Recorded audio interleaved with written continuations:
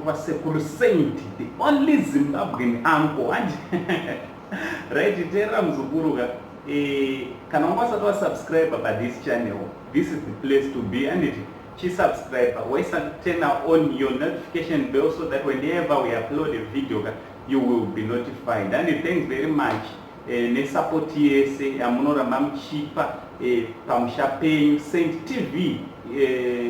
It's a family channel, and it's a family channel. Do pamushapenyu.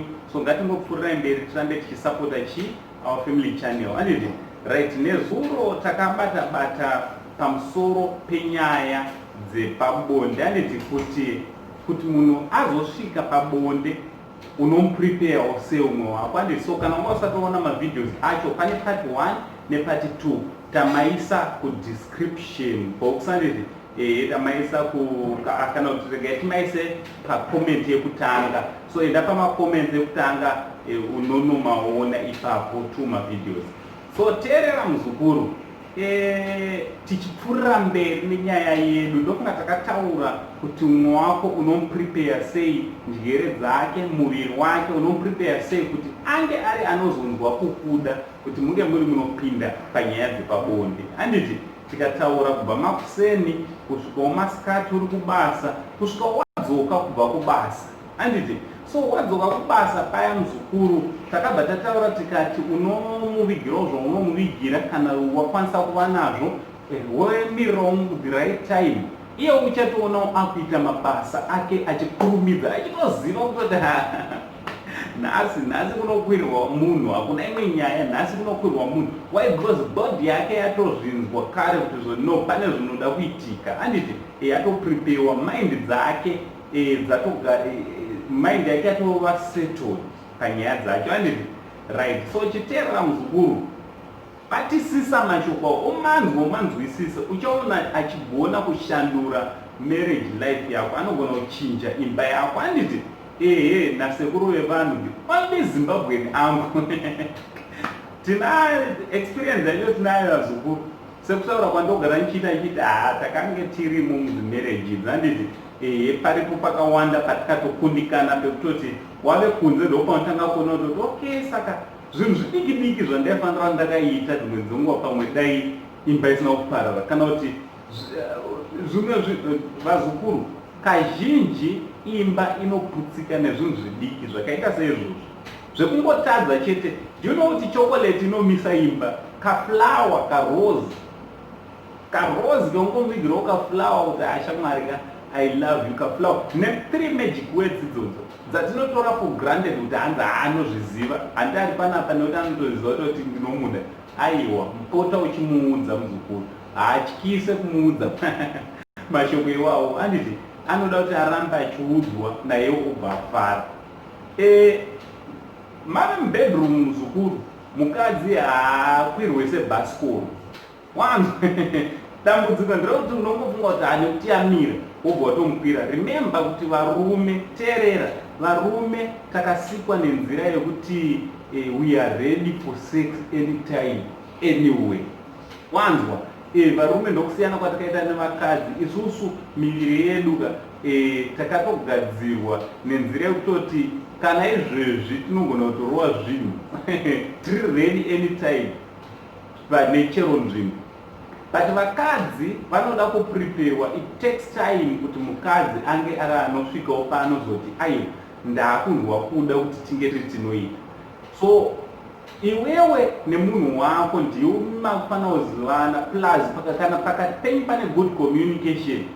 Ukamubvunza zvakanaka akafara, anotokuudza kuti hashamwari, inini password yangu pin code yangu ukandibata pakati, ukandibata mumazamu, ukandirova magaro wakadaiwo, ukandibata pamusoro pechinhu changu mubuda tosa pamusoro pezvinhu, ndinenge ndatopera. Anditi kuitira kuti usanyanya waste time muzukuru uchingokanya pese semunhu ari confused. Aiwa, usaacte confused kana wane munhu wako. Vakadzi havazvidi izvozvo munhu anenge achingomhanya pamba unenge uchitomubata unenge uchitomurwadzisa, because miviri yevanhukadzi yakasiyana. Umwe anonzwa kuda akabatwa mazamu, umwewo haatodi kutobatwa mazamu, anomunyerekedza. umwe wanonzwa kuda ukamunanzva paguvhu, so ukamubvunza naye zvakanaka, handiri waprepare zvarezve, ukataura naye zvakanaka anokuudza. Dzimwe dzevamwe anogona kusakuudza, anongotora ruoko rwako otanga kuridhonzera ipapo paanonzwa shuga kutapira. Anditi so iwewo kana waziva pane weakness yake sexually, wotonanga ipapo wotoswera waona muzukuru, wotoswera napo mwiri wake unotonzwa anotogwina kana ari umwe kutodaiwa chiuya ndave reni. Iwe urega kupedza nguva muzukuru. Vamwe vanotaiwa ini ndine dambudziko rekuti ndofunga tichaitaura nyaya yacho address it zviri different pane another video. Dambudziko rimwe rine vamwe vanoti inini dambudziko rangu nderekuti pane ndichimubata ndinoenda kutonzwa mabhora angu nechinhu changu zvinenge zvakutorwadza, sikarudzi yangu zvinenge zvakutorwadza kutoti hei ndanonokera. Zvinoitika izvozvo. So iwewe ndoda kuti ndikuudzei imwe tipu wazukuru, paunenge uchiita zvese zvika iwe zama kubvisa pfungwa dzako pazvauri kuita.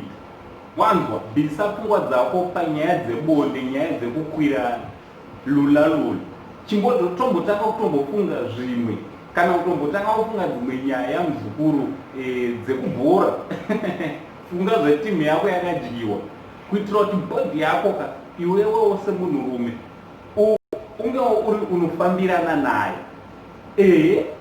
Ndo imwe tipu wazukuru. Kana une mudzimai, hatisi kuti bvisa pfungwa dzako ufunge kubhora kana kuti ufunge zvimwe zvakanyanya. Ayo tinongoti chimborega kunyanya concentrata nemuiri, because havakadzi vane miri yakanaka. Hakuna mukadzi akashata wazukuru, ndogara ndikuudza kuti hakuna mukadzi akashata.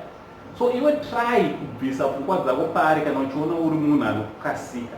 But kana usingakasike zvakanaka zvakadaro, mofambirana, wonatomubata kusvika iyo akunzwa kuda. Muzukuru wangu, paunozoipinza, paunozopfekera mustonyeni kana newe unotonzwa stonyeni yatotakare yave tapwa yatova ready. Wanzwa muzukuru wangu? Paraundi rekutanga muzukuru, paraundi rekutanga vamwe vanoti ndine weakness yekuti ndinogwa ndakukasika kudii kuproducer. Sezvo ndambotaura kuti pfungwa dzako kana uchiita imbodzibvisa ipapo, because zuva iri achatokuitira zviri crazy zvimwe zvokutoti kana newe uchashaya kuti zvabvepi. Uchatozvishaya kutoti mai ava ndakakwirana navo kwenguva, but zvavakundiitira nhasi zvatanga rini. Vamwe madoko ndopaunozoti unozonzwa yatova mhosva futi kuti wakazvidzidziswa nani izvozvo, wakazvidzidziswa nani, wakuhura.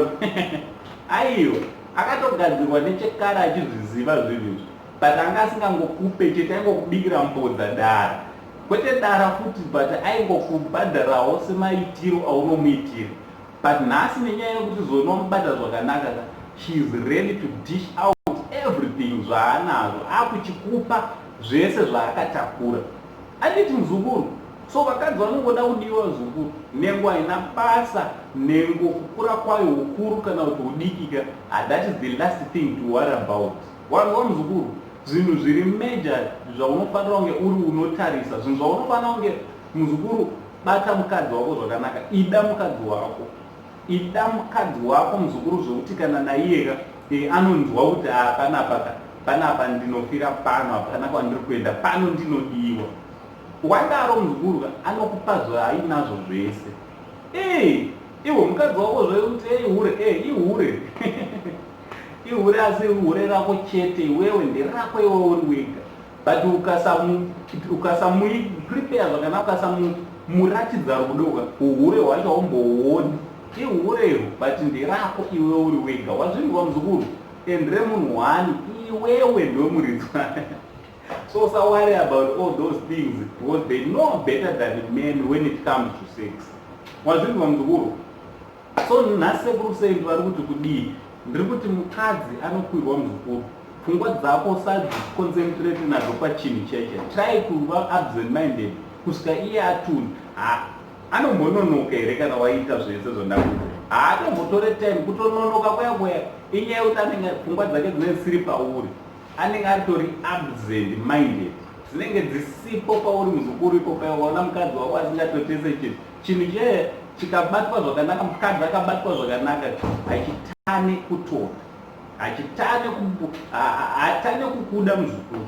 So chimbozvizama izvi zvandataura matips ese, go and check video part 1 part 2 this part 300 uzvibatanidze zvese, umbozvizama just for a day, wouya tozotaurirana muzukuru kuti zvafamba sei. So let's comment also kumacomment muchitudza kuti zvirikufamba sei, ndizvo here zviri kutaurwawo sekuru, nekuwedzera zvamunofunga kuti aiwa sekuru netikadai, handiti tichidzidzisana kumacomments ikoko, tichitaurirana kuti zvinofamba sei.